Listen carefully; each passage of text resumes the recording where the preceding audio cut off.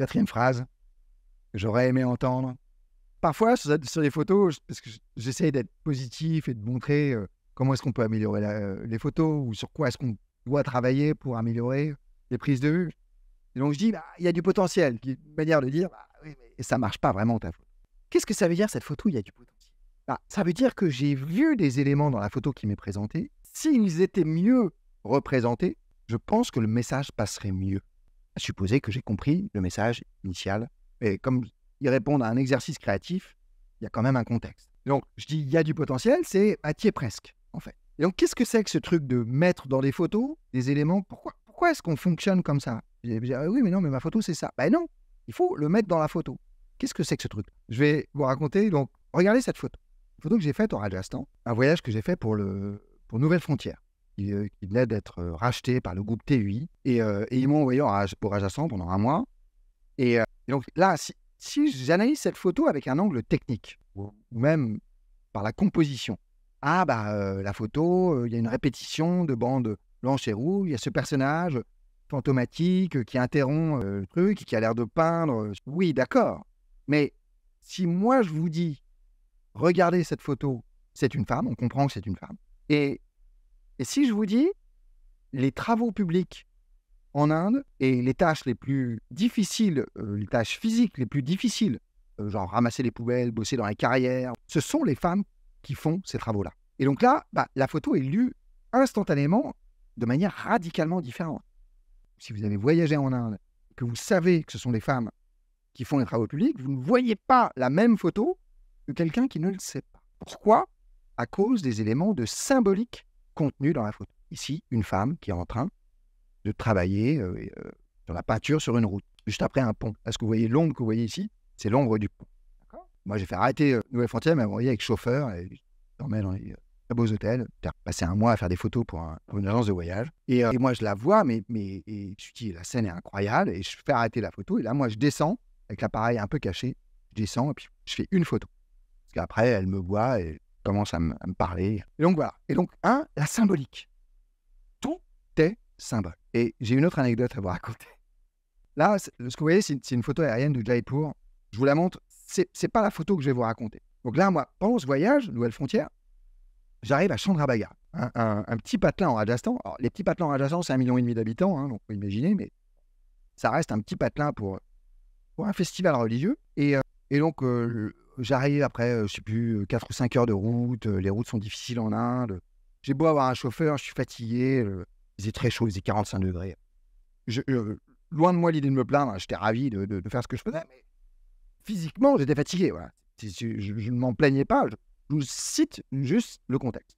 On arrive à l'hôtel, et tout de suite, je dis au chauffeur, vas-y, dépose-moi au centre-ville, et je prends un endroit au hasard sur la carte. J'essaie de ne pas aller dans l'endroit touristique, j'essaie de me faire une idée de la ville, de ce qu'elle est, et des photographies que je vais être amené à faire au moment du festival. Et donc, on se gare sur l'artère principale, on va dire. Une des artères principales, celle qui est proche de l'hôtel, on va dire. Et moi, j'ai l'habitude d'aller dans les petites rues qui sont derrière, et puis à explorer, mais j'ai pas d'endroit précis. Mais je vois quelques immeubles, et je me dis, tiens, je vais essayer d'aller sur les toits. Là, je vous montre une vue, vue d'en haut. Là, c'est Jaipur, en l'occurrence, la ville bleue. Mais j'essaie toujours de prendre de la hauteur pour me faire une idée. Puis souvent, ça fait une belle photo. Dans la photo de voyage, c'est bien d'avoir un plan d'ensemble. J'avais pas de drone à l'époque. Et j'en ai toujours pas, donc... Mais voilà, donc je me dis, je vais essayer d'aller sur les toits. Et j'arrive, et il y a des mecs qui sont en train de ranger, ils font une réflexion d'un immeuble ou un ravalement ou je sais pas quoi. Ils sont en train de ranger leurs travaux du jour. Et j'ai un genre de 16h ou 16-17h, un truc comme ça, fin de journée. Et moi, je commence à expliquer au mec, et je lui dis, l'escalier, si je fais ça, est-ce que je peux accéder au... Je voyais pas la fin de l'escalier. Je peux accéder au toit par ce truc-là ou... En général, quand il y a des travaux, je demande aux mecs qui a des travaux, parce qu'eux, parfois, ils ont accès au toit. Je fais beaucoup à New York. Tu as des points de vue incroyables à New York. Regardez où il y a des travaux et demandez aux mecs, je peux monter 5 minutes avec vous et vous avez un point de vue que personne ne pourra faire. J'ai certaines de mes meilleures photos à New York, aériennes, ou certains points de vue qui sont impossibles à reproduire parce que l'accès est fermé. Donc là, moi, dans cette logique-là, je cherche à accéder au toit. D'accord ? Donc je lui monte par l'escalier comme ça, en anglais. Mais je comprends assez vite que son anglais est assez approximatif. Et moi, il y a un truc que je ne savais pas. Si vous êtes indien ou si je fais une erreur sur ce que je vais décrire de la scène, mon souvenir de la scène en tout cas, les Indiens, vous savez, ils peuvent un peu dodeliner de la tête comme ça.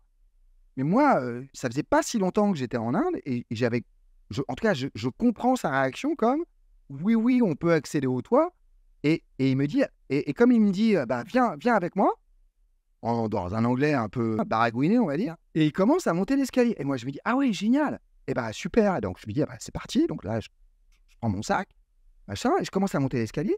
Donc l'escalier, machin, passe derrière l'immeuble. Là, je me retrouve avec un immeuble qui est hyper proche, sur ma gauche et en fait, le l'escalier se termine tout de suite sur une porte, comme s'il rentrait dans une maison, mais qui a l'air abandonnée et ça accède pas du tout au toit. Donc et là, je le vois le mec et hop, il me regarde comme ça et il commence à défaire sa ceinture, il baisse son pantalon et il me dit comme ça: «Put it in the ass, put it in the ass» 3 ou 4 fois. Voilà, elle est là mon histoire et donc «Put it in the ass». C'est ça que je vais être flagué par YouTube, vous allez voir avec cette phrase. Et donc si vous voulez, donc il me demande d'avoir un rapport consenti avec lui dans son, orifice, anal. Et donc qu'est-ce qui s'est passé à ce moment-là? Et pourquoi est-ce que je vous raconte ça? Vous me direz: «Mais de quoi il parle?» Donc l'anecdote, elle est marrante, mais elle a du sens. Qu'est-ce qui s'est passé, en fait? Quand je vous dis que tout est symbole, dans le langage aussi. Et le langage, 80% du langage est corporel. Hein, c'est l'intention qu'on met dans ces paroles qui est comprise, notamment par quelqu'un qui ne comprend pas la langue qu'on est en train de parler. Et je vous dis tout est symbole parce qu'un mot est le symbole de quoi? Bah, du sens, de la signification de ce mot. Et donc tout est symbole, c'est aussi quelque chose que j'ai appris plus tard dans ce premier voyage en Rajasthan et dans le deuxième que j'ai fait quelques mois plus tard au Photographe du Monde, où j'ai passé un autre mois au Rajasthan et où là, sur les 2 mois, j'ai compris assez vite qu'en fait, quand vous avez 35 ans, j'avais genre 35 ans à l'époque. Si vous avez 35 ans, vous êtes un homme et que vous n'avez pas de bague européen et que vous n'avez pas de bague de mariée comme ça, et bah, ça a dû m'arriver une quinzaine de fois en 2 mois, où le mec me pose la question, me truc, et puis il finit par me mettre la main sur la cuisse. Et en gros, il comprend que si je ne suis pas marié, c'est parce que... Pourquoi? Parce que eux, dans leur culture, eh ben, ils sont mariés, genre à 18 ans ou à 16 ans, avec un mariage convenu. C'est selon les castes, je ne vais pas rentrer dans les détails de la culture, mais un symbole est lu par la culture de celui qui regarde. Et quand je vous dis mettez dans la photo un truc qui va permettre de comprendre ce que dit la scène, ce qui se passe dans la scène, c'est ça la symbolique. C'est une photographie est lue avec la culture de celui qui regarde. Et donc vous comprenez bien dans l'exemple qui est suivi, que je vous ai expliqué ici, qu'avec les éléments culturels que lui avait et que moi je n'avais pas, la bague d'homme marié, lui il a compris quelque chose de complètement différent. Quand je lui ai montré l'escalier, c'est là que je veux aller. Et il s'est dit, bah, allons-y. Et donc, bon, tout s'est bien passé. J'ai jamais été... là, moi, sur le moment, j'ai eu peur un peu d'être en danger. Je ne vais pas vous mentir. J'étais dans un endroit où voilà, personne ne savait que j'étais là. Enfin, je me suis senti... mais tout s'est bien passé. Je lui ai dit non, merci. Et puis, les autres fois, j'ai compris que les mecs dans le train, dans la voiture, à chaque moment de transport où je commençais à discuter avec des gens, j'ai un parlotte un peu facile. Et donc, voilà, je m'intéresse aux gens, ou même à un mariage que je t'avais photographié. Tu vois, le mec me dit bah, voilà, je travaille à l'hôpital à côté, si vous voulez, bien avec moi. Et là, je dis non, c'est bon, j'ai compris. Là, moi, c'était la première fois, ce fameux. Et donc, en photographie, c'est pareil. Utilisez les éléments symboliques, mettez-les dans votre photo. C'est comme ça que vous allez mieux faire comprendre ce qui se passe dans la photo, dans la scène que vous avez essayé de photographier. La symbolique, c'est votre outil pour faire le chemin inverse de la pensée visuelle. La pensée visuelle, c'est que contient la photo, voilà ce que ça me fait comprendre. Utiliser la symbolique dans sa photographie, c'est voilà mon intention, voilà ce que je vais essayer de mettre dans la photo pour que cette scène soit bien photographiée. Tout est symbole. En langage visuel, en photographie, tout est symbole. Et donc, je vous montre une de mes photos. Si je vous montre la Tour Eiffel, et si je montre cette photo à un Indien, lui, ce qu'il va voir, c'est l'envol de l'oiseau. Mais si je vous montre cette photo à un Parisien, lui, ce qu'il va voir, c'est le Trocadéro avec les pigeons et le marchand ambulant. Pour ceux qui connaissent, c'est un marchand ambulant. Et donc, vous comprenez bien comment la même photographie, avec les mêmes symboles, qui sont représentés sur la photo vont être lus différemment parce que ces éléments n'ont pas la même symbolique. Hein, quand je dis une photo est lue par la culture de celui qui regarde, Roland Barthes, en citant Roland Barthes, c'est pas la culture j'ai plus de culture que toi ou je connais plus de choses que toi. Non, simplement chacun a son éducation, chacun a sa subjectivité, d'accord? Mais c'est un bon exemple pour vous montrer que certains vont voir là une photo peut-être originale, mais avec la symbolique de Paris, de la Tour Eiffel et de l'oiseau qui s'envole, et d'autres verront le côté que j'ai plutôt essayé de montrer, rugueux et dur du Trocadéro, qui est un nid à touristes, avec ces pigeons qu'on n'a pas souvent envie d'avoir dans les pattes. D'accord? Vous voyez comment peut fonctionner la symbolique. Continue pas sur la baguette de pain. Vous comprenez comment baguette de pain pour nous autres Français va pas avoir la même symbolique que quelqu'un qui prend ça comme un symbole de la France, évidemment. Hein, et donc, ces 4 phrases. La première fois, ça pique. Le slow clap, la réussite. Qu'est-ce qui se passe sur la photo? La pensée visuelle. Et, qu'est-ce que c'était la dernière? Il y a du potentiel. Hein, utiliser la symbolique.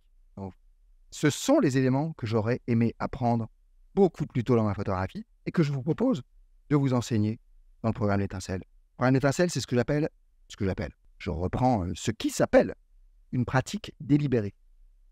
C'est une méthode d'apprentissage qui a fait ses preuves et qui a été démontrée comme très efficace par des sociologues. Hein, je pense à Anders Ericsson notamment, si vous voulez étudier ça. Et donc la pratique délibérée, ce que je fais dans L'Étincelle, je donne des exercices qui sont conçus pour vous faire sortir de votre zone de confort. C'est d'une durée longue, parce que c'est, ça je ne le savais pas initialement, mais ça a été démontré comme étant une durée adéquate pour faire des progrès significatifs. Et je dois dire que tous ceux qui participent et qui envoient leurs photos aux 3 mois de L'Étincelle font des progrès, pour certains très spectaculaires. Hein, et donc plus de 150 photographes qui ont apprécié, j'espère, en tout cas, pour certains qui sont revenus, certains ont fait plusieurs fois L'Étincelle. Je lance la 5e version de L'Étincelle aujourd'hui.